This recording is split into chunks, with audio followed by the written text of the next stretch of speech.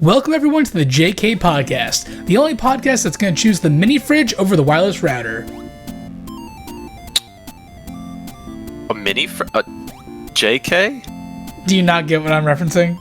No, but that's not a mini fridge. That's like full double door, like stainless steel. Could you imagine if you went to go pick up the Xbox Series X day one and it's the size of an actual fridge? It's like, what, you thought that was like not for scale in the photo? I mean, I've been deceived. It'd be funny though if they actually, it'd be hilarious marketing.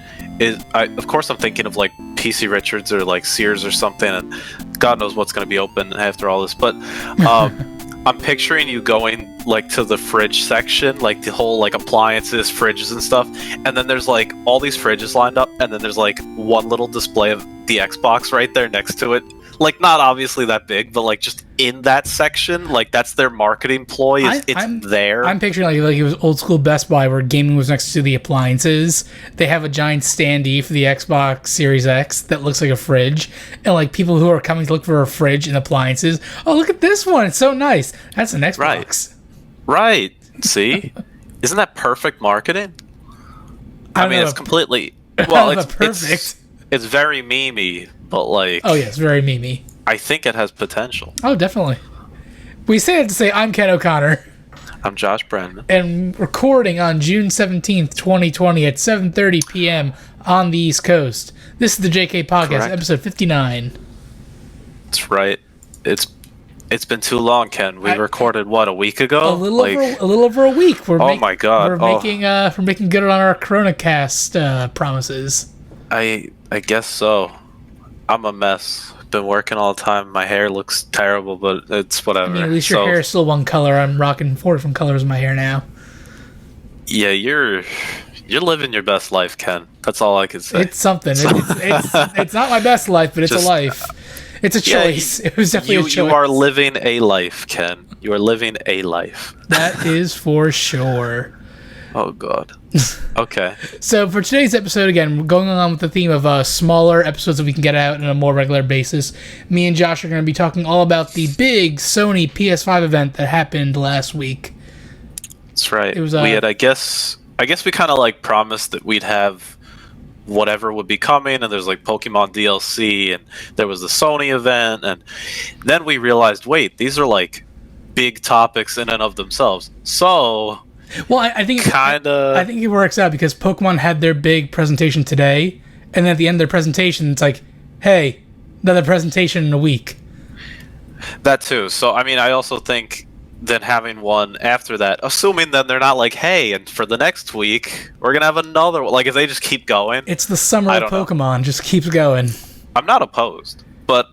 Depends on what if they keep releasing Pokemon Smile... as their weekly product.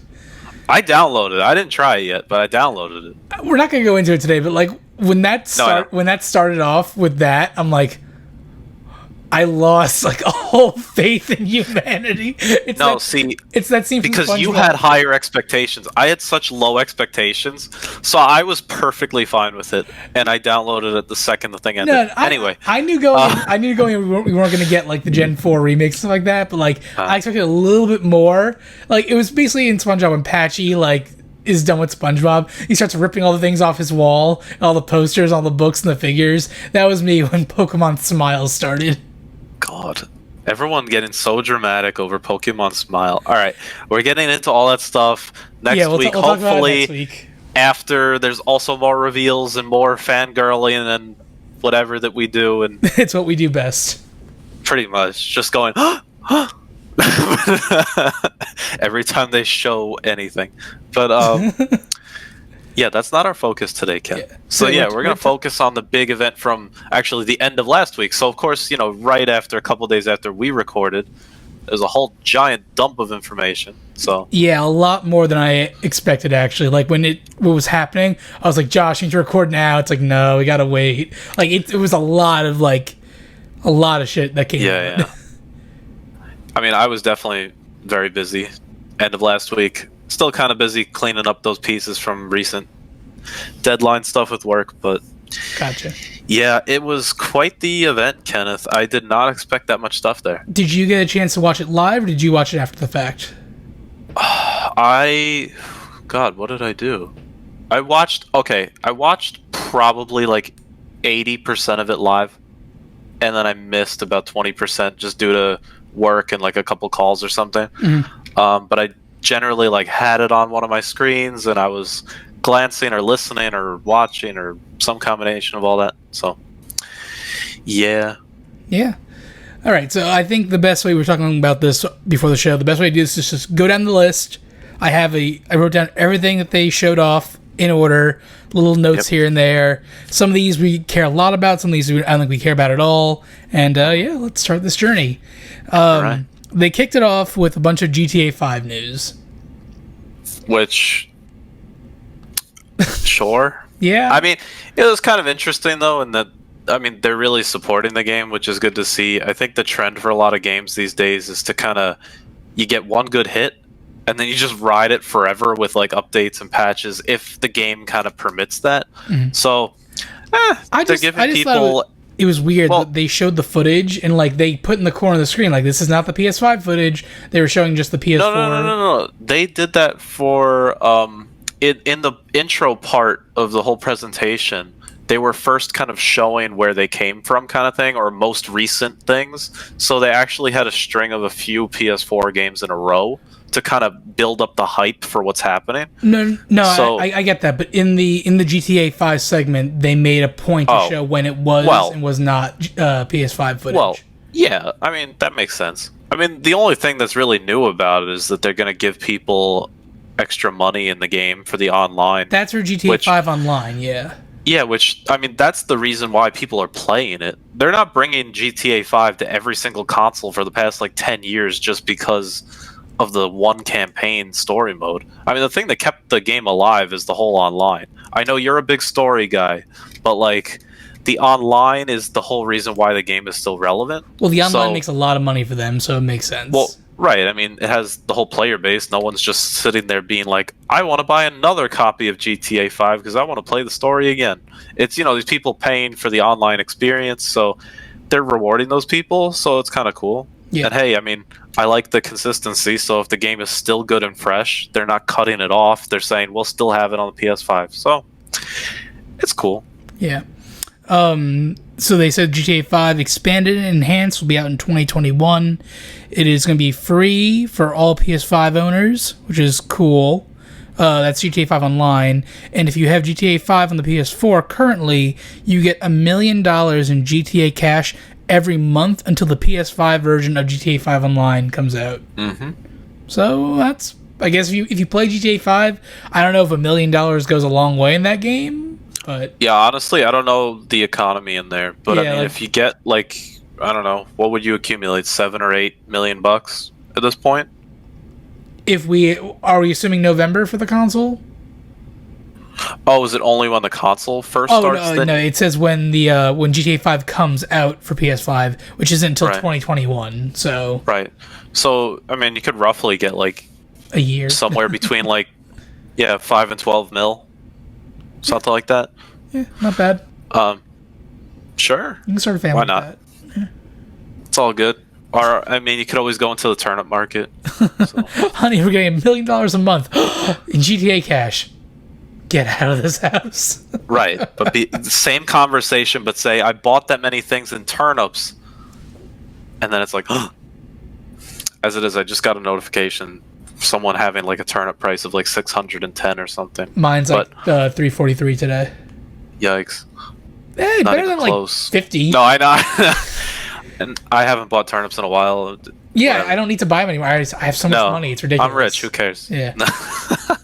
All right. Anyway, moving on. The first big game they showed, in my opinion, was Spider-Man Miles Morales, coming out holiday 2020. So this is a launch title, pretty much. Yeah, I mean, I think they didn't want to say the date because they don't actually have a date for the console itself or price. But also true. I think it looks great. I mean, I think they definitely took advantage of the graphics. They had to come out afterwards because everyone's like, oh, this is Spider-Man 2, right?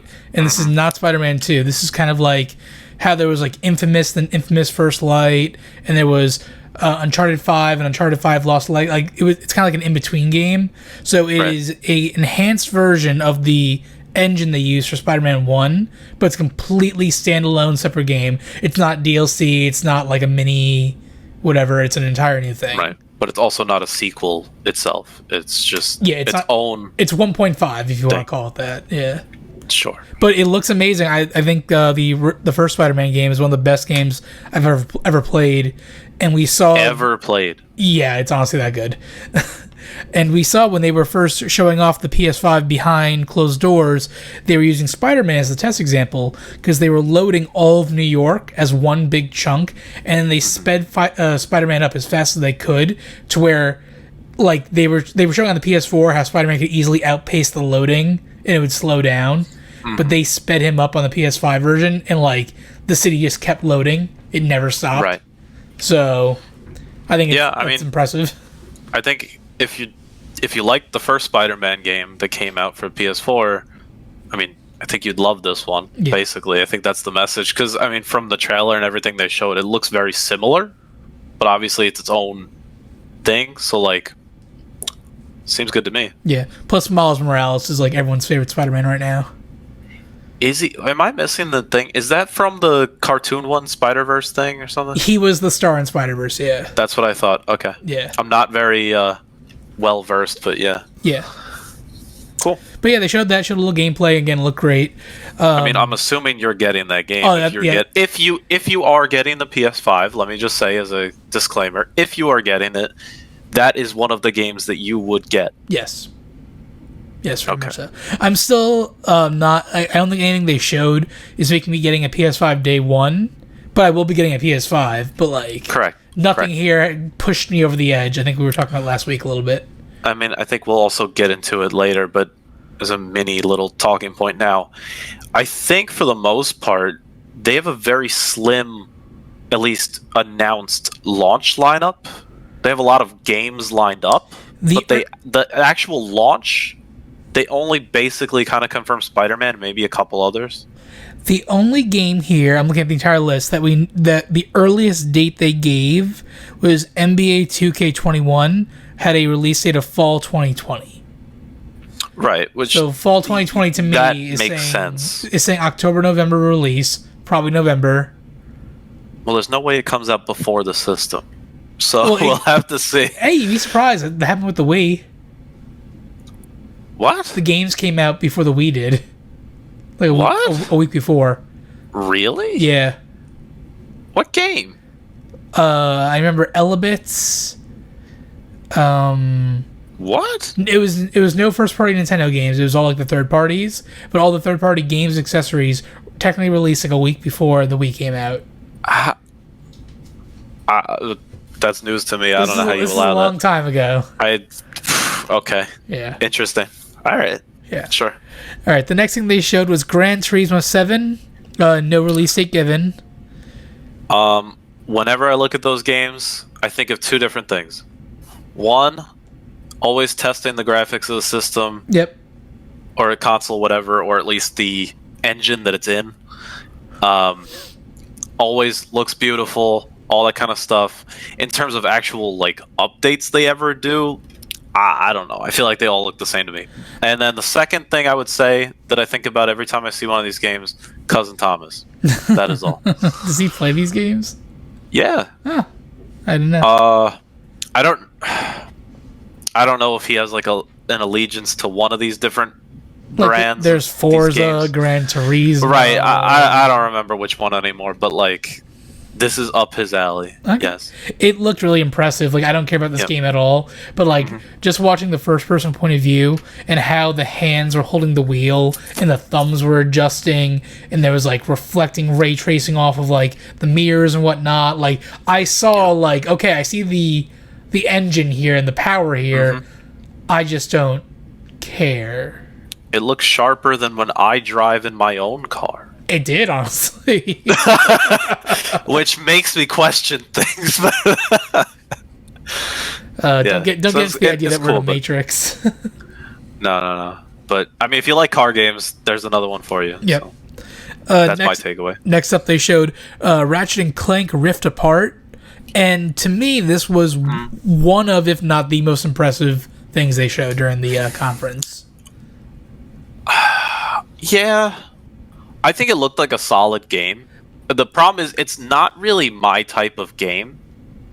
I mean, it's something I would play if, like, someone was like, hey, want to sit here and play with me kind of thing? Like, sure, but, like, it looks cool. Like, it looks very well done. I don't think there's been a Ratchet and Clank in years. A couple years. They had the movie a couple years ago when they had the tie-in game. That was only a couple years ago? Yeah. Okay. Yeah. But no, like, the game itself, it looked pretty. Like, you could see, like, they were using ray tracing on Clank and stuff like that. You could see, like, the reflections off of him. Yeah. But the big thing was the fact they were level jumping. Like, they were going through rifts. I mean, is that really the engine or something? Or is that just, like, in my mind, I don't know whether to be impressed by the engine just because of changing worlds. Like, that's not... But I don't know. Maybe I'm missing what the engine can do. So the big thing with these new consoles is they're solid state drives where the entire world... Oh, you're just saying because it can keep loading these whole different worlds instantly. You just keep going into these different worlds constantly without a loading screen. That's what you're saying. Yeah. But I mean, in theory, weren't we mainly watching like a cinematic trailer kind of thing? They showed a cinematic to start off, and they switched into gameplay halfway through. The gameplay that they showed, without the quotes, no quotes on the gameplay. That was actual gameplay. The teleporting that they were doing was within that map. Yes. So that wasn't showing off what we saw like in the trailer part leading up to the gameplay. No, we did. That was the demo they showed afterwards. Like, in the video, there's a QuickTime event. They jump on, like, an animal. As soon as they jump on the animal, that was gameplay from that point forward. And then it stopped at the end when they saw the female Ratchet. And they showed a demo then of gameplay as well. Okay. Yeah. I've watched this a couple times, so... Yeah. I'll take your word for it. I mean, yeah, I guess that's true with, like, loading all that stuff. I mean, that's good. Yeah, I mean, it looked fun, though, if you like those kinds of games and stuff. Yeah, you never really grew up on, like, Ratchet and Clank, Jak and Daxter. I mean, I never did. Yeah, so. Like, those are, like, I love all those games from my childhood, so seeing Ratchet and Clank is like, yes, give it. That always seems to be, like, a launch title, like a launch game or whatever. Ratchet and Clank? I feel like, yeah, wasn't that also a launch game with even, like... God, was it like PSP, PS Vita, something like that? Definitely with the PSP, because that's when they had, like, instead of, like, Jak and Daxter, it was just Daxter. And instead of Ratchet and Clank, it was just Agent Clank. Like, they made a bunch of, like, spin-off games for the PSP just like that. Yep. But, I don't know about consoles, though. I'm looking at Ratchet and Clank real quick. I mean, yeah, I don't know about consoles from launch or something. I mean, I know there've been games for them. I don't know when they... Yeah, the last Ratchet and Clank game was 4 years ago. Haha, it's been a while. I said it's been years. Anyway, I didn't even know people still liked it, but I don't know. Oh, no, that's like a classic everyone's gonna love That's forever. just me. I don't know. That's the thing. I never grew up with like PlayStation stuff at all. So all of these like more PlayStation like geared like exclusives or whatever, it's like, oh, my childhood, and I'm just like, eh. They're fine, I guess. Sure. If anything, Crash Bandicoot. That's the only like exclusive thing like that. That's where I'm like, yes. But like other ones, eh. Well, everyone's expecting a new Crash game for the PS5 too, because now that you would think with the momentum from the collection, and they could actually they have the confidence to be like, we could put out a brand new one with the new engine, with everything. And I think at this point, it's not exclusive to PlayStation. They're just going to put on everything, make a ton of money. They could if they wanted to. I mean, it's already even on the Switch right now. It is. So like, yep. I think at this point they feel like unlocked. But yeah. All right, moving on. Anyway. Then they showed Project Athea, which is a new Square Enix game.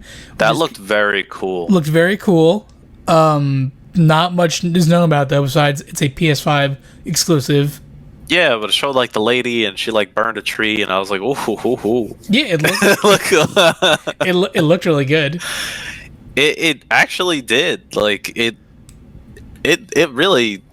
I don't know. I like the art style. From what I remember, I remember taking note of that. Like at least mentally, like I really like the art style of that game. So. Yep. Moving on, we had Stray, which I think looks phenomenal. Game of the year candidate. Game of the year. To be fair, it depends when the game comes out, because I mean, if it's competing with like Pokemon Snap, like then maybe it's got to be second place. But amazing, looks great. And is it confirmed you play as the cat? The fact that it's called Stray, it would make me think. And they ended on the cat, and the cat has a backpack. Mm-hmm. I'm almost certain that you play, and the logo is the cat. Like I'm almost certain it's you play as the cat. I am sold on the cat game. Yeah. Give me the cat game. Cat game with robots. They looked like there's no robots, no humans left on Earth. It's all robots. Well, that way, you know, when the cat has to attack and scratch off people, it's not like bloody and violent, and people are like, "Oh my god, cat's attacking people!" It's it's just robots. You see like wires and oil and stuff like that. Yeah, and people are like, "Oh, I don't care about that." It's fine. Family friendly. That's confirmed right now though for 2021. That I'm not surprised. Yeah, but it looked so good. Honestly, if I had to make like a top 5, that is definitely in top 5 of what they showed at the conference. Correct. Okay. Out of like the 37 games or whatever that is top 5. It's a lot. Yeah. Okay. Then they had a weird little sizzle reel where they showed off the features: 4K Ultra HD Blu-ray, ultra high-speed SSD, ray tracing, haptic feedback in the controllers, adaptive triggers in the controllers, USB, motion sensor, built-in microphone and speakers, headsets for headset jack, and 3D audio as well.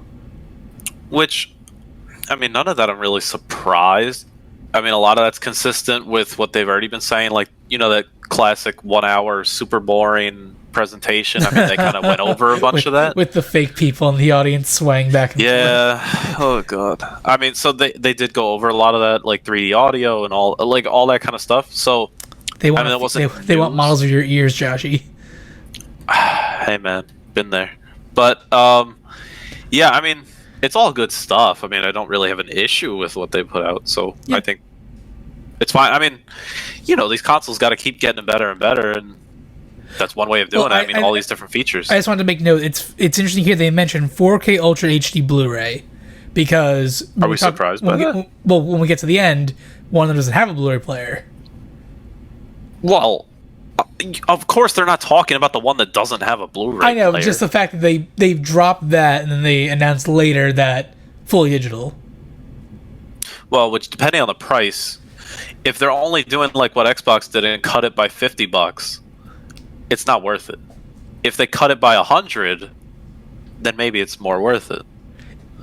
Also, who even uses physical discs anymore? Okay, we'll get to Blu-ray. Save that for the end, because that's going to be. I get the video games. I don't get the movie part. Save it. Continue.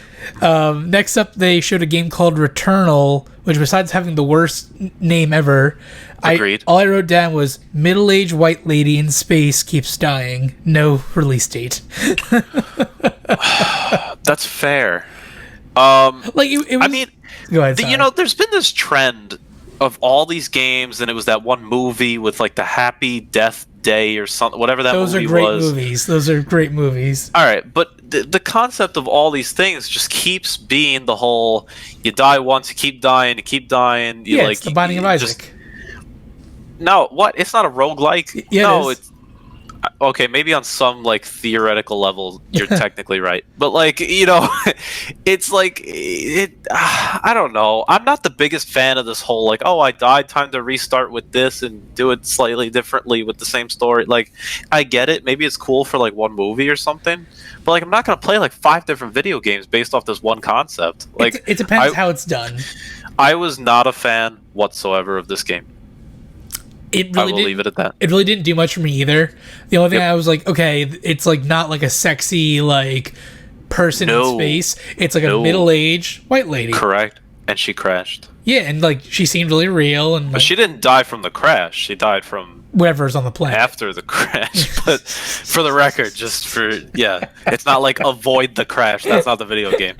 But it's a flight simulator. it's just steer that way, Cheat that way. Cheat pretty that much. way. You know, I made that joke in a Twitch chat the other day because someone was talking about like, oh, how I think like time traveling is cheating and Animal Crossing. It is. But I was like, well, cheat that way, and then literally no one knew it, and I was like, I regret typing anything. Anyway, thank you, Ken. Continue. Okay. Next up, we got Sackboy: A Big Adventure. See, okay, this is the part that always gets me. I think this game looks solid. Yep. I have no problem with this game. It's just all these types of cutesy games that Sony likes to put out always makes me think it's just a lesser Nintendo first party game. It's like a Nintendo second party game. It's like that's basically Yoshi Woolly World. Yeah, but worse. What's wrong with worse? But here's the thing, worse. Yeah, but at the end of the day, like with these consoles, you gotta think like there's still kids playing these consoles or parents. I know, playing with but the their thing kids. is, the parents need to realize, wait, there's a Switch that we could buy, and there's a Yoshi game on there. Yeah, but it's got that's even better. Yeah, but you can play Yoshi and Sackboy and still be fulfilled. I just think it's just a budget Yoshi game or a budget Kirby game. Epic yarn. It's interesting that Media Molecule, who does Little Big Planet games, I don't think they did this one. I forgot to write it down, but I'm pretty sure because they did a separate studio. Yeah, they did Project Dream. They're Media Molecule is still doing Project Dreams. Have you played that game? I have not. It's not my type of. Like I like seeing what people create, but I'm not gonna sit down and create anything. That is very fair. I've seen I people also feel that way lately with Super Mario Maker. The second one that came out, I was like, I tried it in the first one. I don't care. Yeah, Mario I'll Maker, let Maker people 2 design flopped. It was fine. It was fine, but it flopped. Maybe. Also, to answer Cousin Thomas in the chat, hello everyone. Probably right, but I have many reasons for it that you'll hear later. Anyway. Oh, deconfirmed. Sumo Digital is doing Sackboy, and they did a Little Big Planet 3. He said Whack Boy for the record. No, look, he put a little asterisk there. It was clearly a typo. I don't know. The S and the W are together. I know. I double checked it after I said that. But if he was like they were doing Penis Boy, I would have questioned the typo. But but we are recording in June, Ken, so it's fine. Anyway, continue. What is that? Why does June make a difference? It's Pride Month, Ken. All the special emotes on Twitch. Let's go. Oh yeah, that's right. I have a few. I got some. Use them. Put them in the chat. Do I have some? I thought I did. Oh my god.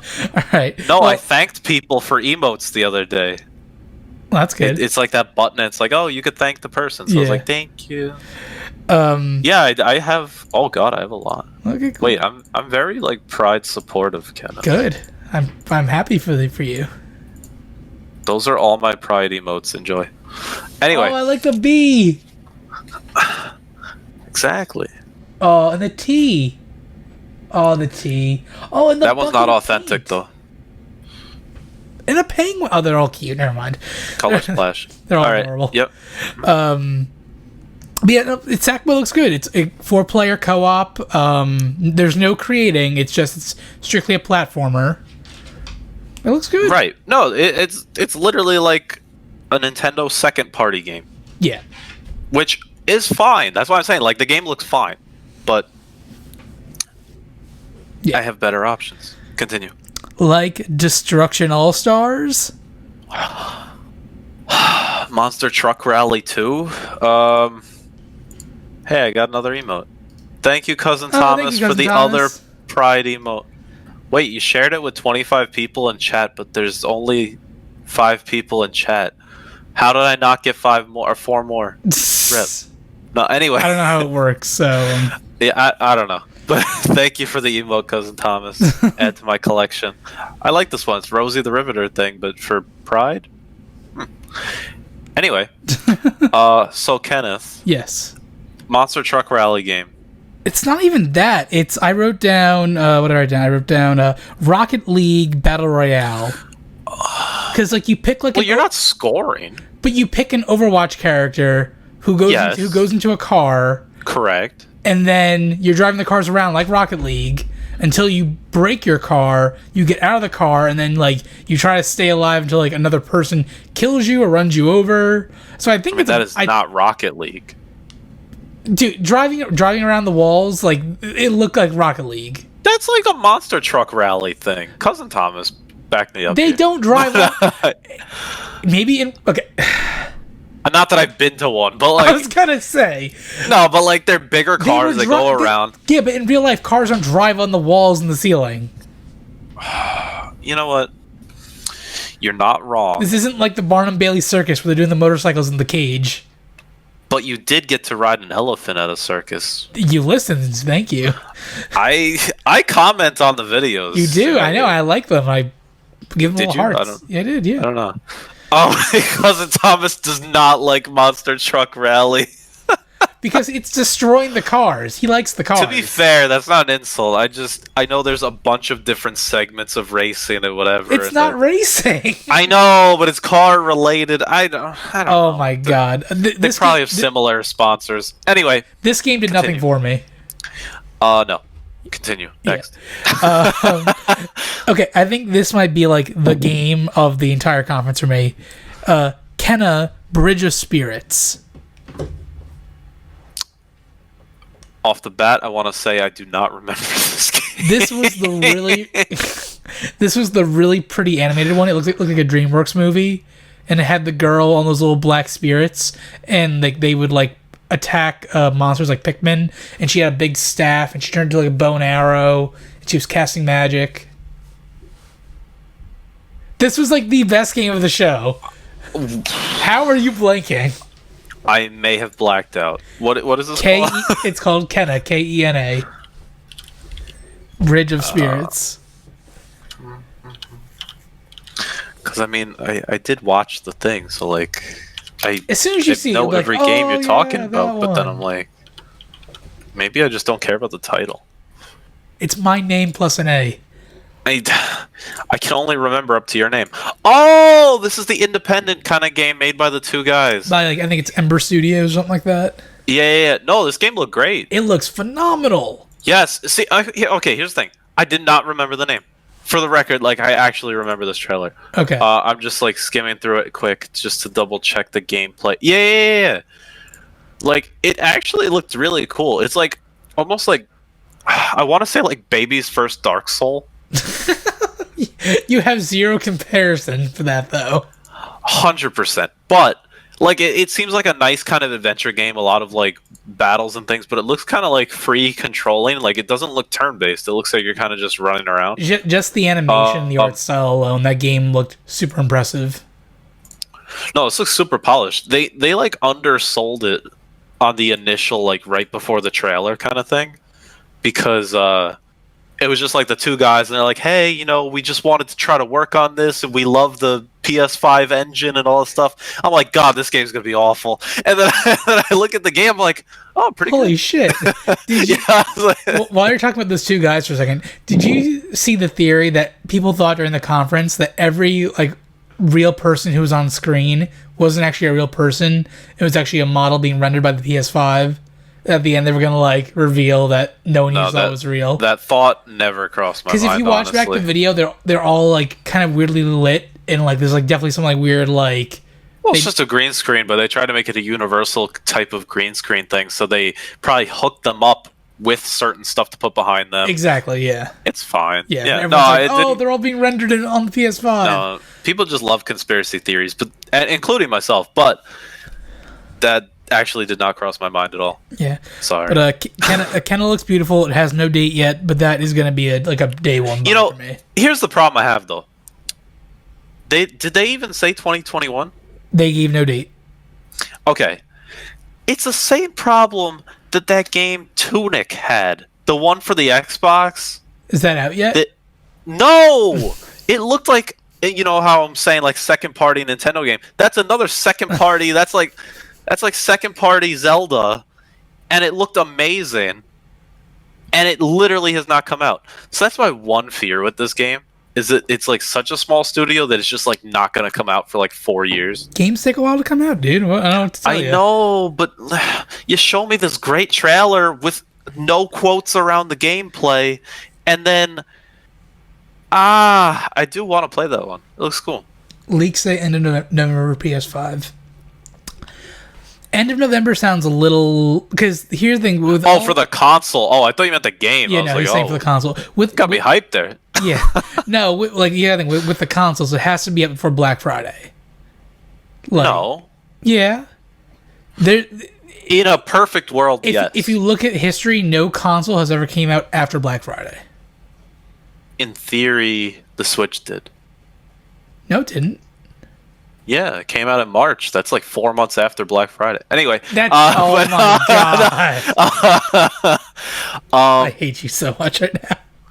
No, see, in a perfect world, yes, it should come out before then. That way you can really boost your sales. But I think with the current state of the world and everything, I think they just really want to push it out before holiday, like before Christmas. What is holiday shopping and like Black Friday even gonna look like in a post-COVID world? A lot of it's been online anyway. I think they're just really going to force online, yeah. No, yeah, I think they're basically going to force that because, as we've seen today on the news, technically it's still in the first wave right now. Yep. So that's one way to start a second wave. I'll tell you that is everyone killing each other in a Walmart. All I want for Christmas is COVID.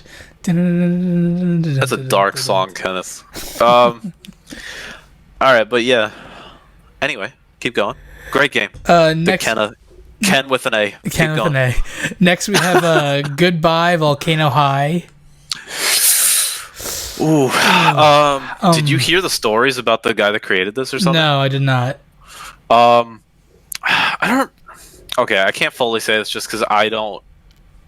You're not fully versed. I feel like yes. But it's something to do with some sort of illegal activity that may or may not be linked to the guy that created the game. Okay. Illegal activity in forms of children. Okay. You can, yeah. And I don't know the exact link, or there's some sort of link or something that I was hearing about this with the guy or whatever that made this game. So I don't know how I feel about that already. And then the game itself, I was like, it looks like a visual novel, like uplifting for Pride Month, but I don't know. Yeah. So you remind me of BoJack Horseman a little bit. You like the art style. Yeah, I can see that. But yeah, and that's about it. Mm-hmm. Next up, Oddworld Soulstorm. It's not sticking out, so I feel like it's not good. Do you know the Oddworld games at all? I know Mad World for the Abe's Wii. Odyssey and stuff like that? No. Oh, okay. Well, these are like... Are you trying to link me or something? Or what are you doing? No. I was just looking back at the list. Oh. Oddworld is like an old school PlayStation franchise that's had like 4 or 5 games, I think. Well, you know I'm not super linked to these kinds of games. The heck is this? Did I just like not watch this? It's kind of like the gameplay is based on kind of like Lemmings, where you're one character controlling. God, this was like freaky. Oh no! Get this game away from me! Oh, no, I'm so excited. No, I'm so excited. No! This looks phenomenal. No, I saw this, and the guy at the end was trying to cut off those stitches, and I was like, no. Yes, he's gonna talk. That's Abe. He's gonna talk for the first time. No, just. Disgusting. He should have had anesthesia. I don't know. Just no. Do you know like the basic, like the storyline of the games at all? I mean, it looked like basically a slavery type of atmosphere. It's a weird alien planet where this race of aliens have been bred for food purposes. Like they're cloned just to be turned into food. And then one day, when Abe is created, he's actually able to like think for himself. So he leads his brethren out of the factory. So like you move Abe, and then when you like clear the way, you like say like you tell him like to come, stop, like you can like control them. And, like there's like saw blades swinging and like things crashing through, and like the goal of the game is to get them all out of the factory alive. There was a fart button. But it's I don't know. It scared me. Okay, Didn't like it. I'm excited for. I love the Oddworld franchise. Did you play this allegedly? The remake? Yes, I did. Yes, I did. It was really good. Did you enjoy it? It was really good. Okay. Next up, they showed Ghostwire Tokyo. This was the game. Is that the one where the guy was like punching these ghost things and like like weird? Yeah, I don't know how I feel about it. It was kind of whatever. It's the game that remember that lady that came out a couple years ago in E3 and she was all like hi and like doing like the weird like. Are you talking about the Zelda Breath of the Wild lady? No, not her. That's Chica. God, that was disaster. All right. Anyway, what? Who? I know who you're talking about. Yeah, this was the game she was working on before she left the studio, I think. That explains a lot. Yeah. Okay. Continue. Next up, they showed The Far Shore, which is like a weird space game coming out holiday 2020. It just gave me a lot of No Man's Sky vibes. It didn't do anything for me at all. I'm just going to agree with you and say yes, move on. Yeah. Then they showed Godfall, which is the new Gearbox game coming out holiday 2020. This was like the hack and slash, looter shooter, like get cool armor, get big swords, kill people. Yeah, I mean... It looked like a Gearbox game. Yeah, I wasn't feeling it. Yeah. I mean, it kind of looked like a mobile game. Yeah, it looked like, what's that phone game? Infinity Blade? Not Infinity Blade, yeah, Infinity Blade. Raid Shadow Legends? Shadow Legends is actually not terrible. Don't even start with me. Okay. Unless they're paying to sponsor the show, nothing good will be talked about Raid Shadow Legends. Wow. They actually sponsored my brother, so I actually downloaded it to like try it to get him one of the people or like people to play through it. And it honestly wasn't terrible. I thought it was kind of cool, but I mean, like, I have so many other things that I prefer to play, so like I just don't have time for it. But it was kind of cool. But yeah, it's like, I don't know, this Godfall thing. I don't know. The trailer was like trying to get you hyped, but it was literally just like, go to this battle, fight there, get loot, upgrade yourself, go here. It's like literally a mobile game, but put on like a PS5 engine. I didn't like the perspective. It was kind of like, it was over the shoulder, but like at like a weird angle looking down at the action. I mean, that was fine. I mean, because it's like a mobile game. It's like you just go over and you're looking top down. But this is the PS5. They should not be trying to put mobile... That's what I just said. It's like you take a mobile game and just be like PS5. And like, I don't know. It's weird. And if they're going to seriously charge over $20 for this, you're already getting ripped off at $20. But if they charge over $20, like, oh my God. Anyway. Next up, they showed Solar Ash. This is from the guys who did Hyperlight Drifter. This is coming out in 2021. This looked beautiful. Solar Ash, tell me more. It was the one where it looks just like a 3D version of Hyperlight Drifter, and it showed that guy running through the tunnel, and like he runs out of the tunnel. It's kind of like Breath of the Wild, where he sees the entire galaxy laid out in front of him, and he's like upside down. The heck is this? I did not watch this. We'll watch it. I must have been on a call. This one's very I'm just skipping through it right now. D in the chat says, dude, take Shadow Legends. Suck. Hit me up in some Pokemon Smile comp play. Oh, this was weird though, because I didn't know how I felt about the very intro. I did watch this. What do you mean? Wasn't this the one where some guy woke up in a little pile of leaves or something? Then started dashing around. Yeah. He falls through a hole. Yeah. Very weird main character, but the whole world and that stuff looked really cool. So I think this is up there. I think it's a solid game. Like, I'm pretty hyped for it. Next up, they showed Hitman 3 coming out January 2021. Yeah. I'm not a big Hitman fan. I know people love the series. Yeah, I've never gotten into it, never had a desire to play it. I mean, for what it's worth, it's a good series. I watched our buddy Andrew from high school play it one time, like one of the old games, and like he put on like a chicken suit or like a devil suit to like sneak into like a hotel during a party. Right. Like, I get the appeal. It's like another take on like a stealth game. It's you know, that's basically what the whole game is a hitman kind of thing. I mean, it's fine. It's just not a game I play, so I mean, it's cool. I'm not a huge fan of stealth. Like the only game I think that does stealth really good is Metal Gear, like the Metal Gear series. Like in Assassin's Creed, like when you play like the missions, it's like, oh, you get bonus points if you're stealthy in this mission. I'm like, nope, dive off the cliff. No, well, I mean, at least in older ones, I mean, there were required stealth missions. Like you had to be stealth. Yeah, but like after Assassin's Creed 2, where it went into like the spin-off games, it was just complete this objective.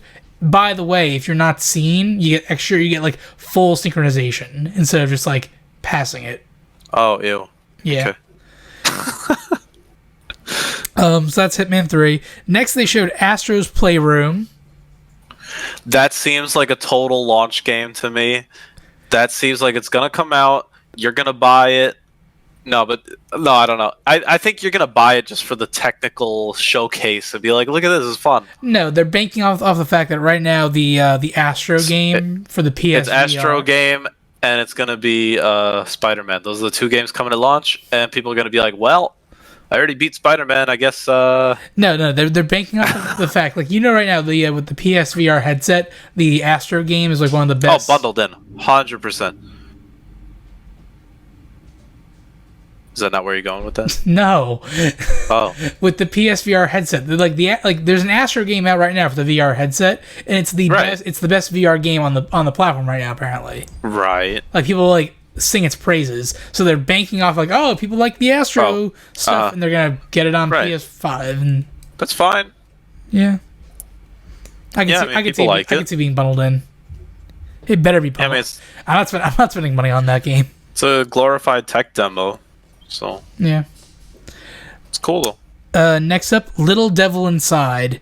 This looks phenomenal. Yes. Ugh. Top 5 in my top 5. Now, Josh, here's the thing. This game has been worked on for like over 6 years now.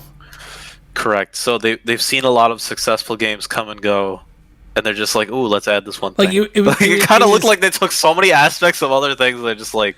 They keep adding to it. Like, it was kickstarted. Like, I saw like people were upset when this was shown off at the conference, because people like you and me who had no idea about it, like, that looks amazing. And people who from years ago kickstarted it, it's like, yo, why is this game still not out yet? Right. Yeah. So I mean, I think it looks cool. It's not like, oh my god, this is the best 4K graphics Spider-Man Milo style, but again, the art style was so good. I know, it's just like we both fall victim to the very friendly colors, that kind of almost Nintendo brand-esque, like friendly colors, throw some colors in a nice palette and kind of just and it's like, ooh, you know, so I fell for it. It looked cool. It was also oddly more violent than it seemed initially. It's like a friendlier looking Assassin's Creed. I don't know how to put it. Like, it was cool though. He got like blades and he was like fighting. I want to know what the gameplay actually is, because they did just show us like cinematics. I know, it was just battle.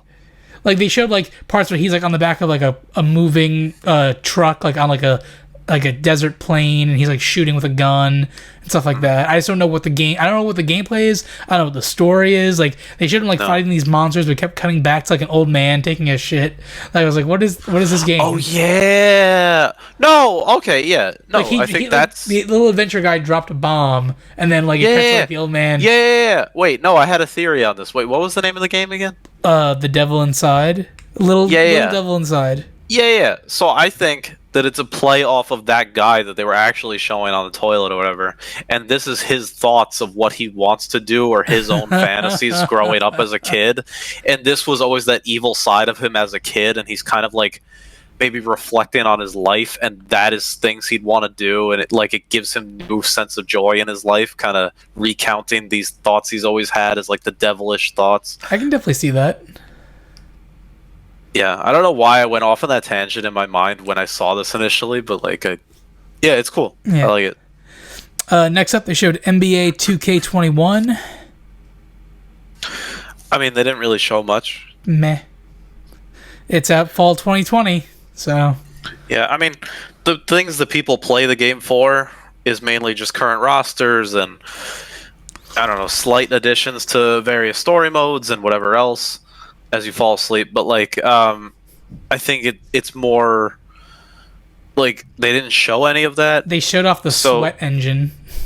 Sure, but like when it comes to actual 5v5, I don't know how much you're gonna see on that. All they showed was like the one player, which you don't know who he is, so I'm not even gonna bother. Yep, no idea. But all they showed is just him. So like, take it with a grain of salt. I just think if you like NBA games, there's another one for you. So that's it. Next up, they showed Bugsnax. That might be in my top 2 for worst game shown. What? Worst. No, Terrible. One of the best. Horrible. Terrible. It's from the makers of Octodad. Never played it. Octodad is a phenomenal game. I don't know. This thing was like the most troll thing I've ever seen in my life. This looks like Viva Pinata meets Pokemon. Yes. There's 150 Bugsnax to collect. You have to collect them, train them, fuse them together to save other people. There's a mystery involved. It looks so good. It's literally second-party Pokemon. What do you stop saying second party? I think you're trying to say like discount or like yes. Like, you know when you say first party, second party, third party, that refers to the game studios. Correct. It's like not the main studio had taken Pokemon and said, "All right, we got to make it Pokemon, but like slightly different." Oh my god! And let's try to make it be a success too. It looks amazing. They eat the food and they turn into the food. That was stupid. Like, I think this was such a random game that was just thrown out there for giggles and memes. And, you know, I get it. It's like the Viva Pinata. It's like the Katamari. It's like the weird game that people might pick up and be like, it's kind of fun. You know, it's a nice change up from the serious, like, Spider-Man game or the next God of War, whenever that's going to come out. You know, it's a change up from all that kind of stuff. I think it looks really good. I think it's a waste of time. If you got time, play more Pokemon. The guy got wiener hands. That's not gonna make me collect all the. God, whatever. There's the problem is when I see those types of games, I'm just like, I always kind of weigh it with my time, and I'm like, is that ever worth my time? And I'm like, God, no. So that's. I can't wait for this game to come out and you to be like the number one supporter. Like, I would rather play Bug Fables instead of Bugsnax. Yo, Bug Fables is really good though. Right. Like if I had use of my time, I would rather play. If Josh had to pick one game with bugs in the title. Correct. That's what I'm saying. All right. Moving on. Next, they showed off the Demon Souls remake, which See, I didn't even know what it was, so I was like, "Oh, it's kind of cool." Watching it, I thought it was a new Dark Souls game because I'm watching it like this is so Dark Souls. That's Dark Souls. This looks like Dark Souls, like over and over again. And then when they showed the Demon Souls title, I flipped a shit. I contacted Tom, like, Tom, they did it. So Demon's Souls was the first game in the Souls series that Dark Souls is based off of. So it's very different. It's apparently it's level based. It's the physics were a lot more like slippery and not as solid as Dark Souls. So the fact that it's getting remade, like before it was only on PS3 and it ran really poorly. So the fact that it's getting remade and like brought to like the PS5 as an exclusive, and that opening apparently was the opening of the game completely remastered and redone. Like this is a huge get. A huge get. I guess. I mean, I have no background on these games at all, but I mean, I thought it looked cool. I mean, I think the graphics looked amazing. I thought it was your type of game. Mm-hmm. Yeah, like I don't have too much to add to it, but yeah, I'll go with you on this one. It looks phenomenal. I love the Dark Souls games. I still need to play. I haven't played Bloodborne yet. I have to finish the DLC for Dark Souls 3. But aren't there multiple Bloodborne games? No, there's only one. Really? Yeah. Everyone wants a Bloodborne 2, but there's only one. Interesting. Yeah. Okay. Next up, Deathloop. Again. Same genre, same disappointed result for me. Yeah, just a flat out no. It's a bunch of assassins stuck in a time loop. It looks kind of chaotic. It almost looked like PvP style. I got some like some Team Fortress 2 vibes from it. Yeah, it's not my thing. Same looping concept, really not my thing. Yeah. That's it. Then they showed, this is a big one, Resident Evil 8 Village. Which, I know everyone was freaking out about that thing. Yes. I mean, not my type of game. That's it. Loved Resident Evil 7. I thought that was an amazing return for the franchise. And now they're following up with 8 in a creepy, like, castle village with werewolves and shit. And they showed off Chris and Ethan. It looks so fucking good. Those games just scare me. I don't know. All those types of games, God. But, I mean, they expanded it to now it's not just like one house, it's more a village. So I guess that's something kind of cool. Even in 7, it wasn't just one house either. Like, you started in one house, and then, like, you broke out into the yard. There was, like, a second mansion. There was a greenhouse. But this one just looks like watching it, I was like, is this Castlevania? No, it's not Castlevania. Is this... Castlevania? Because they showed a giant castle and werewolves. Well, okay. The last Resident Evil game took place in, like, the southern part of America in a bayou. So the fact they jumped to, like, a European castle, I was like... Well, what I heard people were debating was, what was it, if this was a Silent Hill game? It could have been a Silent Hill game. Or if it was Resident Evil game. Yeah. And I heard that the fact that it was Resident Evil and not Silent Hill, people were very happy with that. Yeah, well, because Resident Evil right now is on like an upswing. Like they've been killing it with that series and the remakes and the new games recently. Silent Hill has been on the back burner ever since that awesome PS4 demo PT that was going to be Silent Hills, and then that got canceled. People have been begging for like some return to form for Silent Hills, and it hasn't happened. Yep. Now, okay, because I see the chat, I want to get your opinion. Does this actually look scarier, you think, or it looks not as scary? This does not look as scary. From what we've seen so far, it doesn't look as scary. Because the good thing about Resident Evil 7 was when you started out, it's just you. It was just you. You get abducted, and you're stuck in this house with 3 like redneck psycho people kind of thing, like, and it's very claustrophobic and very contained. In this one, like, the guy's outside the castle. They showed Chris Redfield showing up right away. There are werewolves running around. Like, it seemed like classic monster movie stuff, not like that, like the horror of being alone and isolated and things jumping out at you. It seemed a little more chaotic, which is a good thing. The Resident Evil games are more like that, but this one didn't seem as scary. But who knows? It could be 10 times more horrifying. Okay. Yeah. Fair enough. There's a line in Resident Evil 7 that me and my buddy Tom from work always quote. It's when it's towards the end, you're fighting like this big like boss, and the boss is like the father of the house. He's now mutated like this giant monster, and he's telling his daughter to go back. He's like, Zoe, get your ass back to the house. I'll deal with you later. Just the way it's delivered is so funny to us. Oh, yeah. D says in the chat, RE7 with scary swamp people and village looks like Castlevania. Well, admittedly, you would know more than me. I've never played a Castlevania game. I've never played a Resident Evil game. How have you never? Oh my god, the gaps. All I know is Symphony of the Night. That's the best one. Never it played is the best one. Okay, moving on. Don't know. Then they showed Pragmata, which is the most confusing trailer I've seen in quite some time. Remind me. It was the guy like in a spacesuit, and a little girl is with him, and she climbs on his back. Oh, whoa! And the sky breaks open, and a satellite falls through, and they create this weird geo-web and push it back, and then they somehow teleport to the moon, and like they're looking back at Earth. Right, it's kind of like look what happened thing, but then the girl's allegedly, I thought she was like not alive, but I guess she is alive. She's petting like a robotic cat that has like a hologram around it.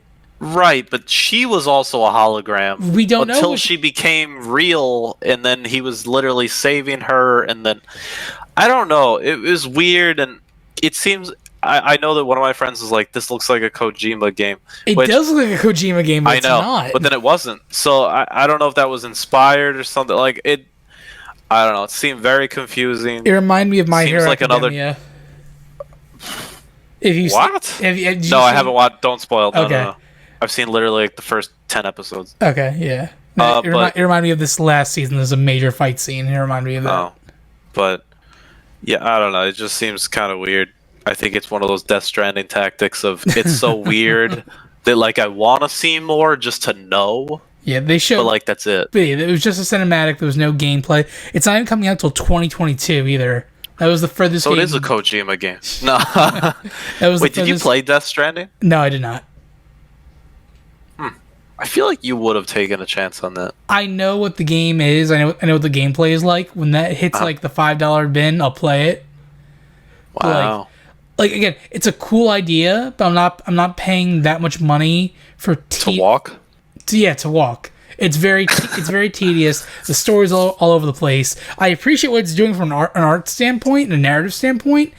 It's not a game I'm gonna drop $60 on. I think if they would have hooked it up with the what is it, the Pokeball Plus thing, then maybe you would have been interested. So Pokewalker. You could walk outside and that tracks your steps in Right. So all of the steps that you accumulate in Death Stranding is like a vibration on your wrist, on your actual wrist, and you're like, oh, if you drop Weedle? if you drop Cool. if you drop the packages, the Pokewalker like vibrates. You got to pick them back up. Right. Horrible. Anyway. And then they ended off with one final game, which was like the big game, Horizon 2 Forbidden West. Okay. So Ken, this for me almost has to be number one. Okay, that's fair. This looked phenomenal. Yes, The it did. fact that they expanded the game even further than the first one. Like, here's the thing. It'd be really easy for me to say this is second party Breath of the Wild. But A lot of games are nowadays. I give it credit. It is its own first party Breath of the Wild. No. No.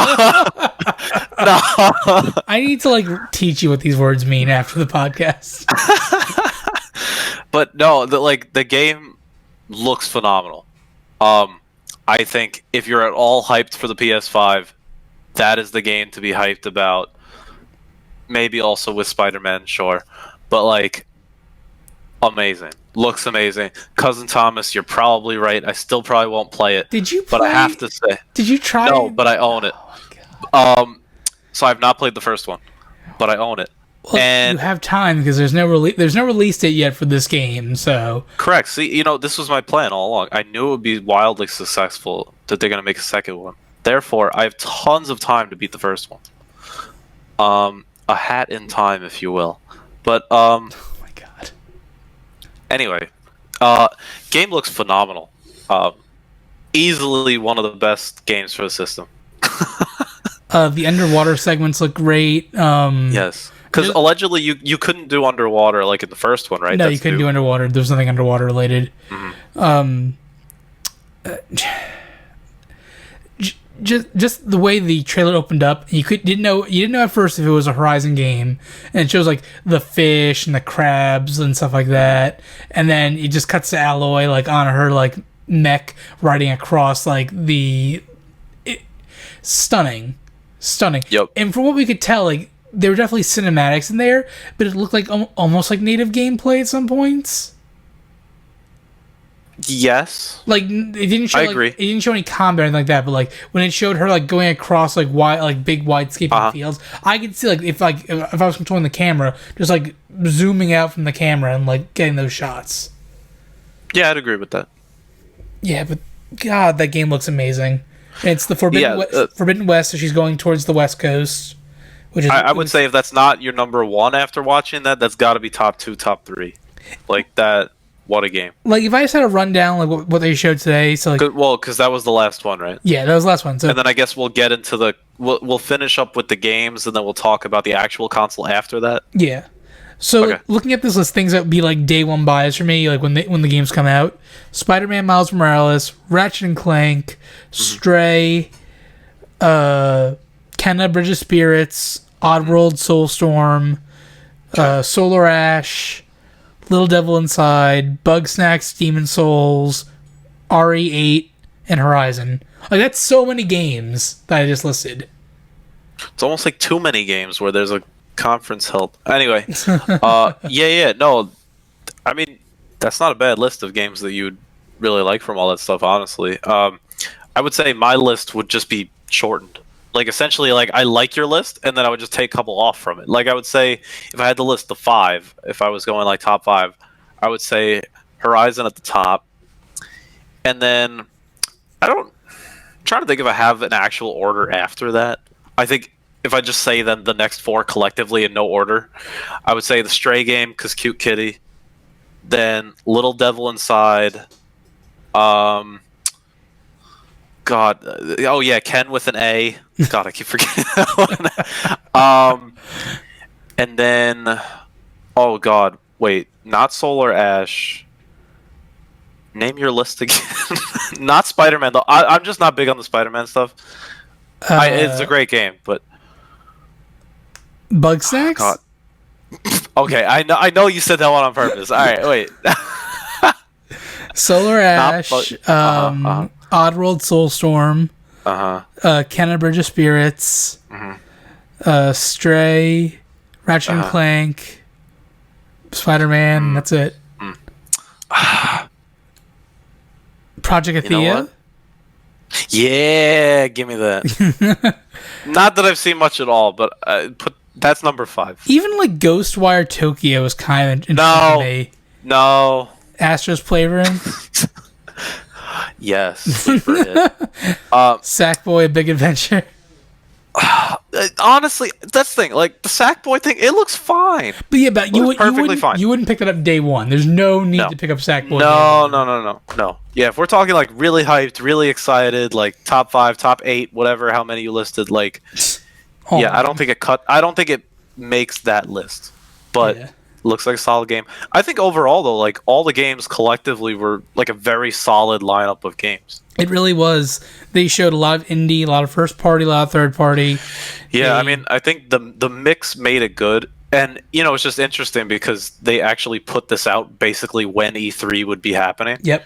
So, in my mind, like, you treat it as that was their whole collective E3. So I think one thing before everyone gets too hyped or whatever about just the PlayStation and whatever, you know, I kind of think of it as that was their whole E3.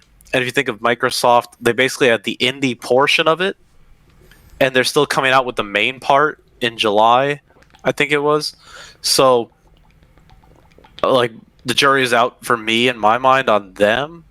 But, I don't know. I mean... Well, so Microsoft kind of shot themselves in the foot because... 100%. They had the conference. they had the conference like last month or 2 months ago, where they were like, "Oh yeah, we're going to show gameplay." Showed no gameplay whatsoever. You know what the worst part is? I feel like they could have gotten away if they said gameplay like once. Like, if they were just like, oh, we'll show you some gameplay. But then after they showed it, they were like, what great gameplay. And I was like, all right, you're trolling me here. Yeah. I was like that. So that left a bad taste in people's mouths in general for the next console. Then here comes Sony slamming their big dick on the table with everything we wanted and more. Yeah, I know. Again, it wasn't like an E3 conference where they show us like God of War and Final Fantasy, but they showed us like, hey, here's our console. It's powerful enough to do all these different things. Here's a wide variety of stuff. Here's actual gameplay. Well, this seems like that's like a more modern E3 in my mind, because modern E3 in my mind is less presentation heavy and more just like here's a sizzle reel of just everything. Can we talk about between every trailer they had like those little like vignettes of like the logo? What do you mean? Like, it was like a trailer, and then it was like the X button, the circle button, the triangle button. Oh, and it was like all like that was like the stupidest long con kind of like way to build up the hype for the system. Somebody did the math where they edited out all those in between things. Did that make up half the presentation? Yeah, I mean, it took the 1 hour and 45 minute presentation down to like half of that. I'm not surprised. But yeah, I mean, the video was nice, but like, wow, yeah, we got some really strong feelings from Cousin Thomas on the. So much I sold my Xbox and Microsoft second. You sold another Xbox? Oh, but you know, the thing is, you know, Sony did a really nice job, and you know, maybe it's the little devil inside of me, Ken, but I really wanted them to fail just because how cocky they were getting and how arrogant they were looking. And not that, like, I want the whole system to flop and that they won't have good games, but I secretly just kind of, like, wanted their video to, like, not be good. And have them work for it. I kind of agree with you because I hate how cocky they've gotten the last couple of years as well. Right. Because I think having that humbling kind of bad start out of the gate all of a sudden, then they really turn it back up. And, you know, that's how you force the competition. Yeah. And the problem is they still put out a really good thing. And Microsoft, we'll have to see because now the pressure's really back on them. If they do not come out really, like, top-notch in July, I feel like they're really burying themselves. Yeah, and it's a shame too because Microsoft has been working so hard to build a great platform for these games, like the Xbox Game Pass and all that stuff they were doing for the Xbox One X. Phenomenal. They have better infrastructure. 100%. They have better infrastructure. Yeah. They had really good model of like taking all these nice creative studios and kind of putting them under the Xbox brand or Microsoft brand. Like, they did all the good surrounding things, in my opinion. Maybe they didn't buy good enough studios, but the concept was good. The problem is the reason they bought so many studios is because they weren't making. Well, because they had nothing. They weren't making games. They had, they had Halo. They can't keep relying on Halo. I don't want to play Halo anymore. Right, but you also think, you know, it's a good strategy. Buy some other things and make yourself into this behemoth that creates good first-party games. If you make those third parties become first-party, you know, give them the resources, give them the backing, have them under your umbrella. So, like, all that strategy made perfect sense to me. That's the way to do it. They're integrated with the computer, and they're having PC with Xbox. Like, it's all perfect. That's phenomenal. But then they just don't have some of these games to back it up. Yeah. And that's the frustrating part. The reason why, though, I can't completely just discount them and why I can't completely praise Sony is that we have to see in July. But the pressure is really on them after Sony really came out swinging. Yeah, seriously. That's where I would leave it I'm at. thinking back to last year's E3 where Sony didn't have a conference. They had that weird, like, they showed 4 games and that was it kind of thing. That was awful. That was horrible. But they're not trying to sell a system. That's the thing. Exactly. But that was also that was really where I think for you, that really showed you, like, wow, they're getting arrogant. Looking back, that showed me that, okay, they're clearly not trying to push games this year because they're working on they're just all PS5, all whatever. Yeah, right. It's just, when they set up that stupid special tent and then they had the special little flute player, whatever they did. Oh my god. It was the most up your own ass art show bullshit. I know. But at the same time, that actually bothered me. But that got me to watch. Yeah, but the games they showed. I know. The Ghosts of the Tsushima and The Last of Us and the Spider-Man and all that good stuff. I mean, the Ghost of Tsushima honestly looks like a better Assassin's Creed. Like, I'm like, man, that looks good. It does look good. Last was, and then it was funny because they literally added the black and white mode to the game to mimic old, like, samurai movies, which is awesome. That actually looks phenomenal, and I feel like that has to be a day one kind of game for you, which ironically enough comes out on the same day as Paper Mario. So I think, Last of Us 2 comes out this week. Ghost of Tsushima is in a month from now. A month from today, actually. A month from today. I'm almost certain all these games are going to be day one PS5 games. See, that's another thing Microsoft did better, too. They had the whole basically like free upgrade, whatever thing. Yep. No, again, Microsoft has a much... Well, that's the thing. We don't know, like, for the PS5... We have to wait. We don't know if they're doing backwards compatibility. Mm-hmm. They didn't talk about it at all. Microsoft did it for a while, then gave up on it. We don't know if they're going to do like PlayStation Plus for the online. We don't know. Are games it's way too early for any of that kind of bashing in a lot of senses. But you're probably right, though. To some extent, I would have to think, because there's no way that big of a game they'll just be like, like, you know. Looking back, Last of Us, the original Last of Us game came out on PS3. It was the last game for the PS3. Mm-hmm. It then came out on the PS4 as Last of Us Remastered. It came out as like a full new title. Like if you had the PS3 version, too bad. Like you had to rebuy the game again to play it. Mm-hmm. So that's how Sony's operated in the past. I think that's a poor model nowadays, but... Well, you know what would be hilarious to me? What? Is it, remember the statement, the only thing they've said so far about backwards compatibility for the PS5 was, we'll take 100 of the top selling, like, 100 games for PS4 and put them on the new one. Be hilarious then if those two games come out and, like...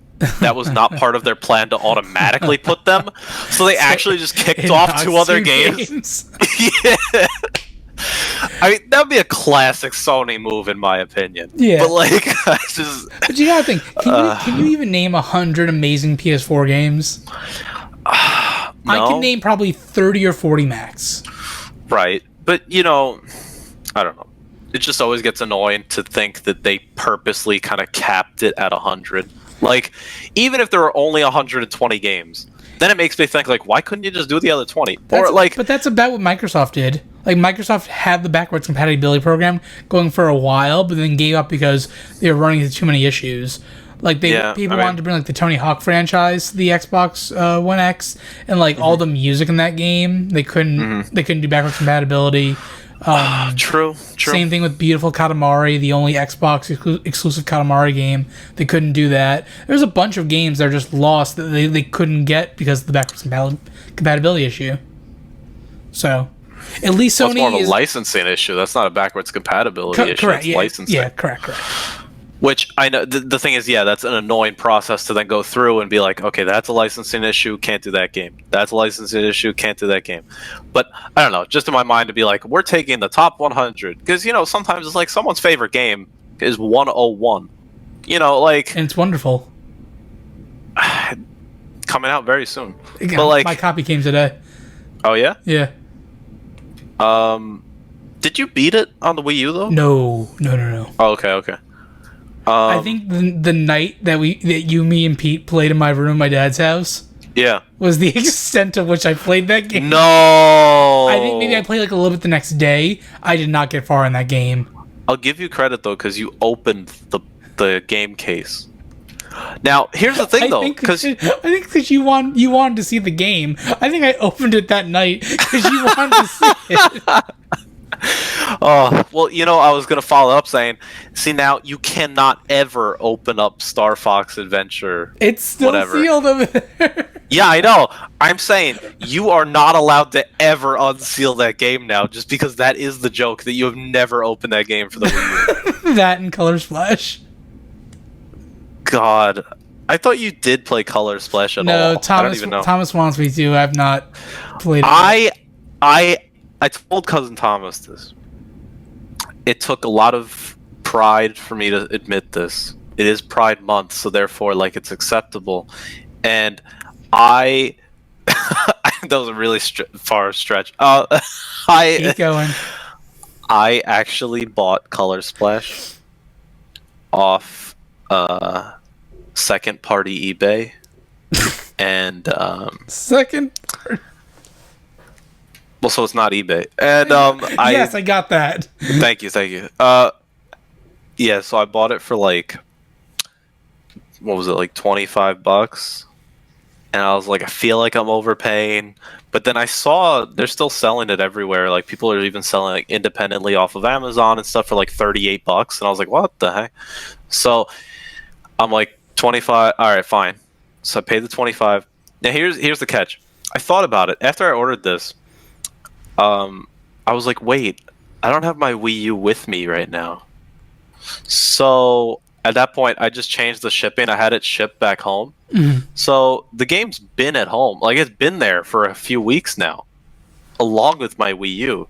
So when I'll actually play it will not be before the game comes out. Anyway. Mm-hmm. But Great. I bought it. All right. Fantastic. Okay, let's get off this tangent and wrap. Well, it's the same day as the Ghost of Tsushima with Origami King. There we go. Tied together. Okay. I would get both. My opinion is, if you got both systems, get both. If you have time to play both, get both. There you go. You have neither of that. Correct, but I am still playing at least one of those two. All right. So they ended the conference with the console reveal. They said they weren't. They said they were not going to do this. They said they were not going to show the box. They showed the box. They didn't. No, What? they did not. What do you mean? They showed the console. They did not show a box for the console. Shut up. What was your first impression? Okay. Like, your gut reaction the first second you saw it. It was weird. Like, I just weird. Like, okay, my first thought was, I prefer consoles to be laying down. Yes, me too. So when I looked at it, I immediately almost like turned my head, or kind of like try to picture, like, without the little stand thing at the bottom. And I was looking at the curves on the system, and I was like, I don't even think that thing could lay down on its side. So for me, it was like, weird, can't be horizontal. I don't know how I feel about this. And I don't know. I'm a very dull person, I guess, when it comes to consoles and stuff. Just give me the black, give me the dark gray, give me the fancy thing. When it's like pure white with just a little, I'm like, that just screams for like something to get on it, something to get messy. Like, just, no, I can't do it. The first time I saw it, my initial thought was it looked like a robot vagina. Because the way How would you know that, Ken? How would you know that? The way it like like the like people keep joking like it has like a collar, like a coat collar kind of thing. Like, to me, like the way like it, like that weird it just looked very like female reproductive system to me for some reason. I thought it was extremely ugly at first. I thought it looked really really bad. I didn't like the white. Like, I hate white consoles because they get dirty too easily. Yep. And then everyone said, "Oh, it's a router." And then I'm like, "Okay, I can kind of see the router." And then people like were posting like taking two white pieces of paper and sticking it to a router. And I'm like, "That's a PS5." It was great. I actually really enjoyed that.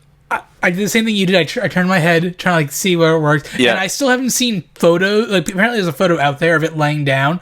I don't know if the disk drive is up or down. Would be on top. Yeah, I don't know where it is. I think either way, whichever way you're putting it, it would not be flat. Like, you would almost have to have one of those support stands, but like on the two sides, like on the edges. You keep talking. Let me look if they've actually put a photo of it on side. Well, I mean, oh wait, Cousin Thomas just texted me. Is this official picture? It's like a sketchy Drew. It says play has no limits, and it's actually turned to the side. Yeah, I'm seeing that photo too. That actually looks cool on the side. That looks fine. It's using the disc thing as the yeah, so that's what I was saying. It's actually using the stand, but basically like repurposed for the middle on the bottom. So the one on the right is. It gets me concerned that the thing is like wobbling. So like the second I like press on one side of it, like if you're trying to like do something, it's gonna like tip over. I don't know. It depends on where the center of balance is. Correct, but honestly, when I see it on its side and if it actually stays like this and whatnot, it actually looks like infinitely better. It looks really cool. It looks like those. It looks like those really artsy like architecture houses. Yes. It looks almost like. Not the Guggenheim, but like an artsy kind of architectural like the Met something. Almost. Yeah, I mean, it's just it's like a very cool kind of design to it, and curvature, and your robot comparison, I guess. Like, I don't know. They went out of their way to make it look like super futuristic. Like, this is like something you see. The like, future of gaming is here, Ken. I know, but that was their title of the stream. But like, yeah, no. I mean, when I see it like this, it's cooler. I still think the white is nice to look at on there, but like, it's gonna get dirty naturally. Like, I don't know. But they did show like some extreme close-ups, and it is like the texture is cool. It's that good texture. But that actually looks like the texture for the inside. I don't think that was texture for the outside. I'm assuming it goes all around. I'm assuming the white part is gonna have the same texture all the way around. They wouldn't make. But it looked kind of rough though. Like, it looked fancy, but it looked kind of rough. So I feel like they're gonna have the rougher texture inside, and then the smoother, not glossy, but like just like a matte. Yeah, it looks like a rough matte finish. I think it looked good. But yeah, it's grown me a lot. I still love all the jokes. I like the horizontal, yes. Jokes are great. Kaiba, best one. Kaiba, Doug Dimmadome hat, routers, and all that stuff. Like, all that, perfect. Love it, amazing. Which I think is part of almost what they would like with this, because then it makes people keep talking about it, and it keeps it, well, someone's always doing something with it. Sony got so much good, like, as we're wrapping up here, Sony got so much good press from this conference. Like, it seemed like universal love across the board for these games. People loved the console, and people who didn't love the console and thought it was ugly, they got a bunch of good jokes and memes and like goofs out of it. And then like so much so. But did you actually hear the serious quote though from the guy, or allegedly serious quote from the guy that like headed up the design of the system? No. The quote, allegedly, was more or less paraphrasing, was that this is something that I would like to display in my home. And then people were like, how does that match your furniture, though? Like, what kind of house do you have, kind of thing? But, like, it's a cool-looking kind of thing. Out. It's like, it's an so, like, I get it, but at the same time, I think it's kind of troll, because then you probably look at your own, like, entertainment setup, and it's like, how in the world do I slot this into my entertainment setup? Yeah, like, I don't know where it's going to go yet. I'm like... It's also, like, if you're not putting it horizontally, pretty vertical, that makes it always a lot like trickier, I would think, and more prone to fall over. Right. So I don't know, but now we have to mention they showed one version with a disc drive. Yes. And one version that's completely digital. Yes, the sad version. Yes. Okay, I thought you had something more to. I'm trying to think how I feel, because I've resisted going digital forever. The fact that I bought Animal Crossing digitally was like out of necessity. Like, right. So I was gonna say, is that a turning point for you, or is that just a blip? I think that's just a blip, because I still think I like the idea of having the physical disc. I like the idea of using this as my Blu-ray player, my entertainment center. God forbid something ever happens to you. If you don't have the internet, like let's say you lose cable or something like that on your block. Okay, well, if you're doing only digital, you are downloading the game. It's not like you're always streaming it off the cloud. It's not Google Stadia. Yeah, but you gotta think of the hard drives for these things. We don't know the hard. I don't think we know the hard drive yet for the. Well, that's always an issue for any digital only person. Exactly. With any but system. if I need to re-download a game, I have the disc. Well, that's always the one upside. And that's not exactly downloading, but there's always the, hey, do you want to borrow a game? Here's the disc. I know, that's always a big thing.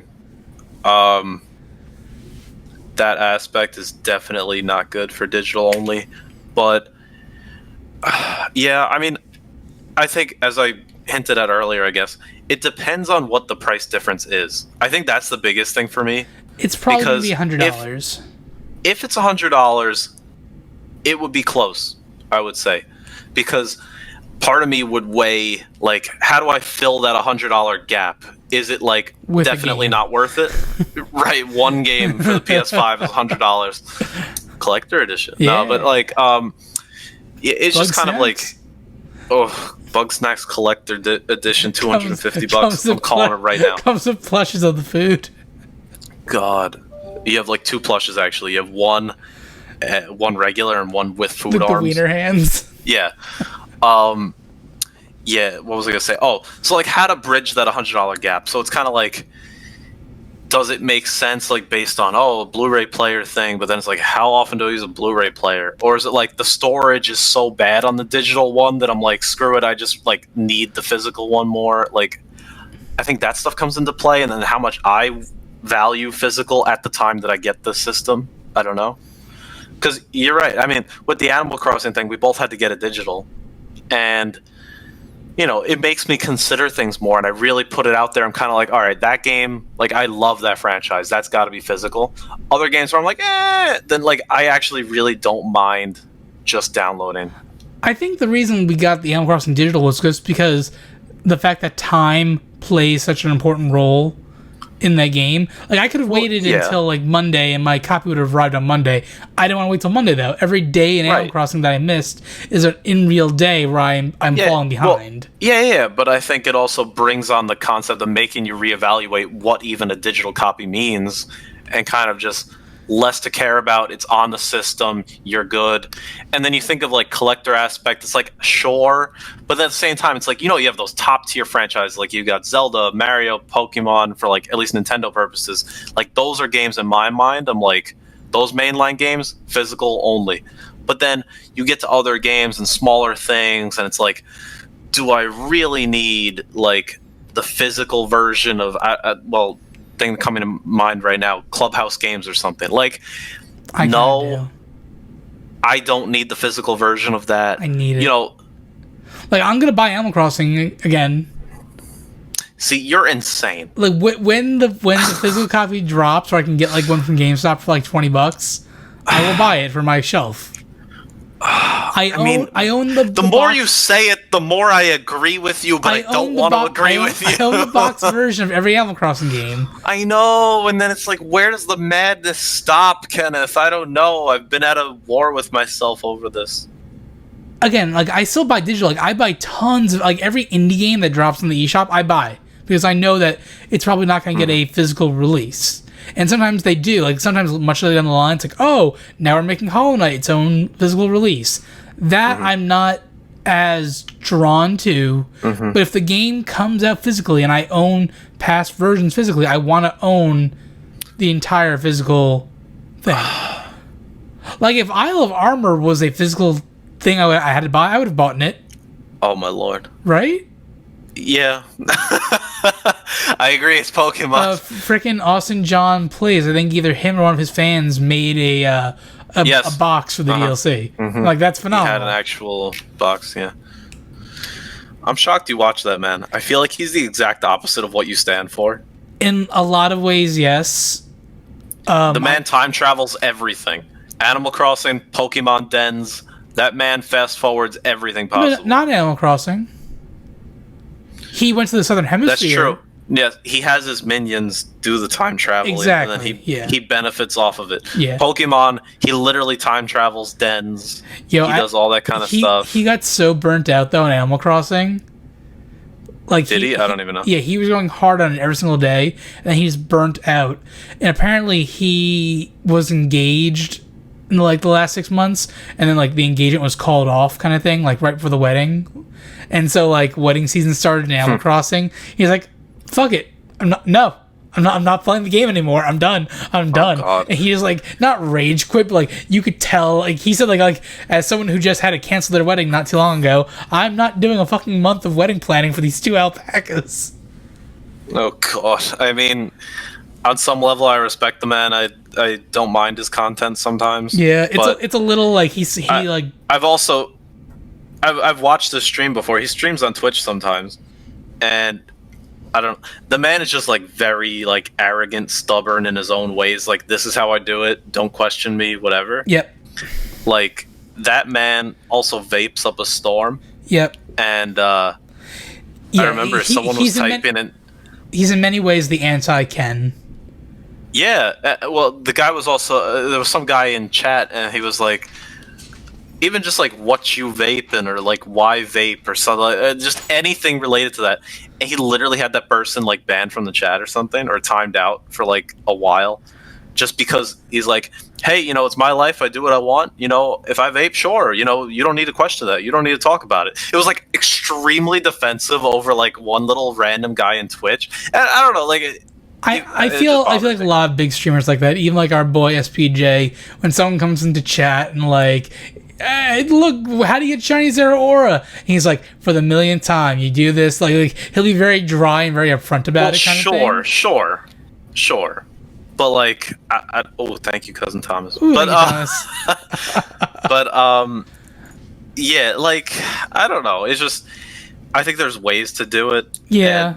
I don't know. The man just seems to have no patience for anyone over anything. Yeah. And he's just kind of like, I'm putting this on for you. You're going to watch it. Don't question me. That's all. And it's like, But anyway, we should wrap it. That's a big tangent. Again, I told you. Like, he has nothing to do with PlayStation. I don't think. No, I don't think so either. Okay. He's mostly Nintendo, but yeah. So that's it. That's our thoughts on the PS5. Anything else you want to say, Joshy, that we didn't cover? Well, the only other thing is we're holding out on what the price even is. So I'm betting we don't 500. know. See, I think they might try to get away with the digital one being 500 at this point. Here's the thing. I don't even know. They can't. Sony has been raked over the coals for years for that one conference where they announced the PS3 for $599 US dollars. Mm-hmm. They will never, ever sell a video game product for $599. Even if they got to do $598 or like or $550 or something like that, I could probably see that. I'm thinking 500. They got to make it. I feel like it's gonna be $6. I don't know. Just I wouldn't pay $6. The way they've talked about what's in this thing and what it can do, and they'll try to back it up saying, look at these games, look at all the experience we're giving you, look at the effort our developers have put in, we're giving you top of the line things. It's not enough. I think that's what they're going to do, and they're going to say, but the digital version we're offering for $500 or something, like, I don't know, like, it would be nicer if it was 400 and 500, but I don't know.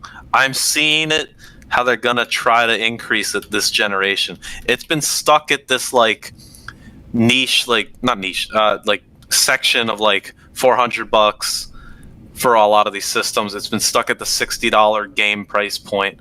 I feel like in their minds they're like, we put so much more effort into these games these days that fine, we'll leave the game at 60, but you're paying more for the console. Or they'll be like, the console, sure, $400, $500, but the game's 65 or 70 or something. Like, you know that these video games are due for a price hike. You have to admit that. The games were at 50 for the longest time, and then they went up to 60, and it's been 60 for, I don't even know, almost 10 years now? For a while.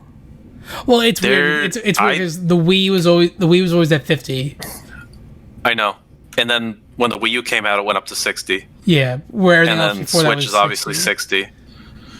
Right. So I don't know. I feel like maybe that's like really bad news. So maybe even if the console's only 500 for the one with the disc drive, they might be pushing those game prices up to 70.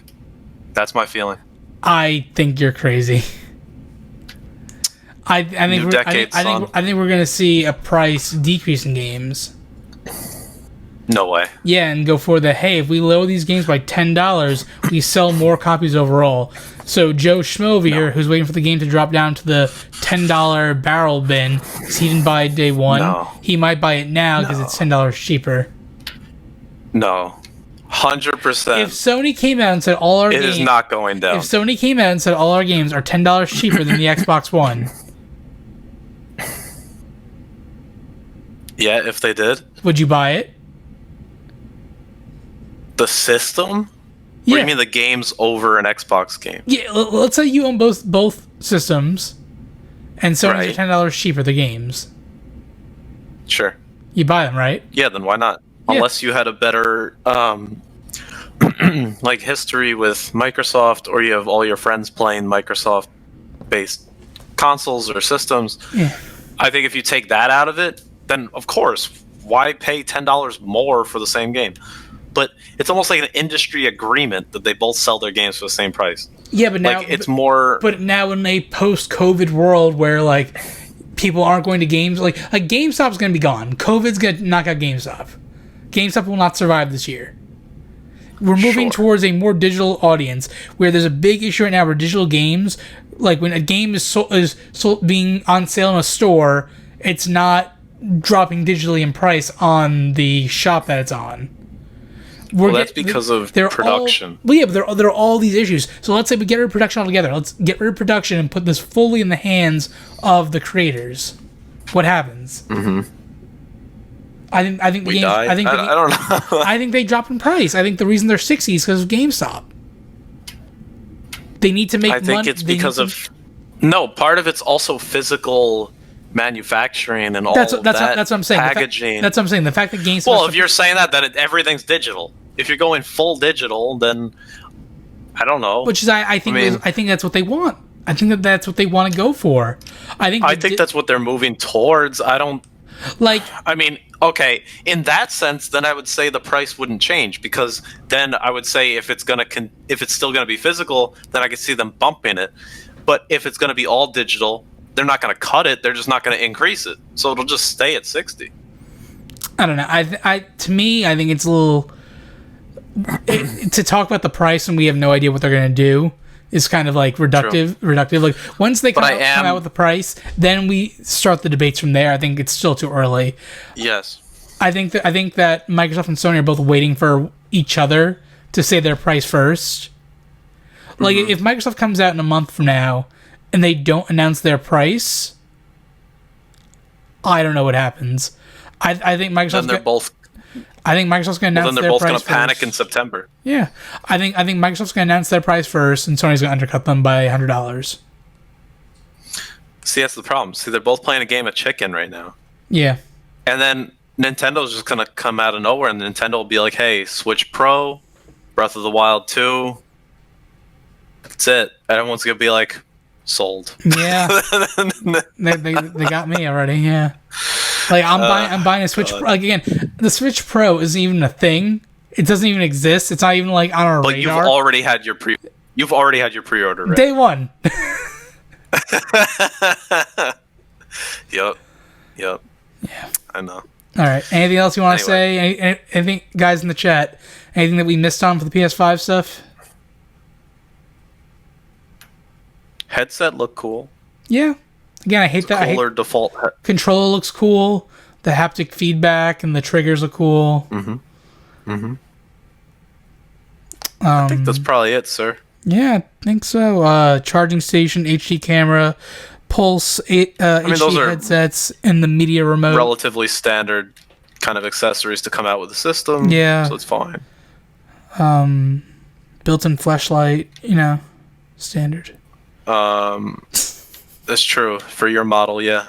That's the happy model, not the sad model. That's why you don't go digital. God, you're right. I'd be sad. But yeah, it's gonna be good. Again, we'll probably do another one of these if it's warranted next month for Xbox. If they come out and shit the bed, we'll just probably and keep going. Well, either way.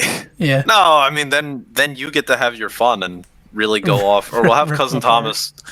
You know what it is? If they bomb, we should have Cousin Thomas on just to throw like 10 minutes straight. More shade onto it. Yeah, 10 minutes of straight just fire just being thrown at Microsoft just for 10 minutes. I like to think that they're really... I want to give them the benefit of the doubt because I know they're really, really trying after the disaster their last generation was, so we'll see. Yep. All right. Well, that about does it. I'm scared of the price. Yeah, the price is scary. Price is a wild card, honestly, for both systems. Yes. So I think that's it for episode 59. Me and Josh will be back probably in a week. Pokemon announced today they have another presentation going on a week from now. That was also for next Wednesday, right? The 24th? Yeah, so a week from today. So we'll probably be back for that. Yep. The Isle of Armor DLC is out. I have beaten it already. I I played pretty much the entire day. That doesn't help the DLC's cause, Ken. No, it really. Here's the thing. Like, how much content would you say it is hours wise for the story? For the story, 2? Are we talking 5? I'm doing the math.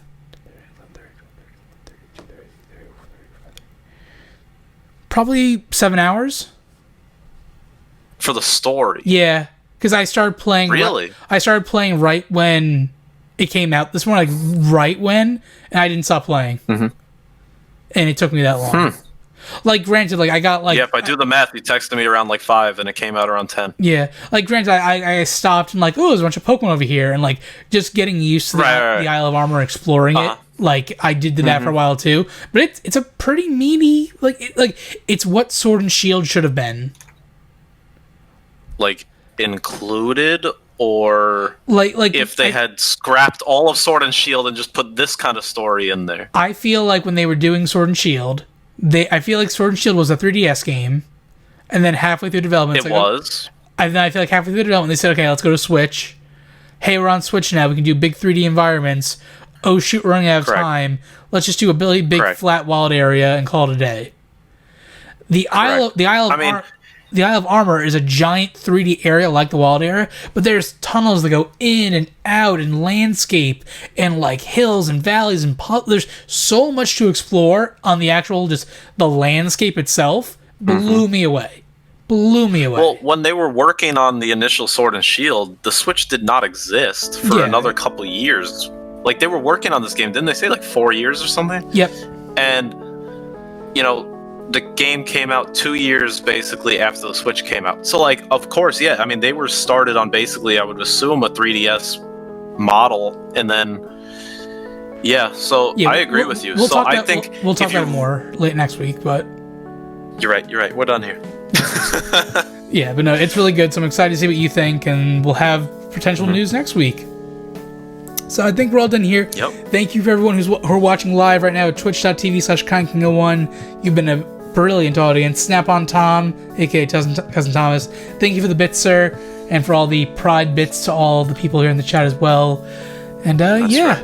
Until next time, I've been Ken O'Connor. I am Josh Brandman. We'll see you in the next one. Bye-bye. Peace.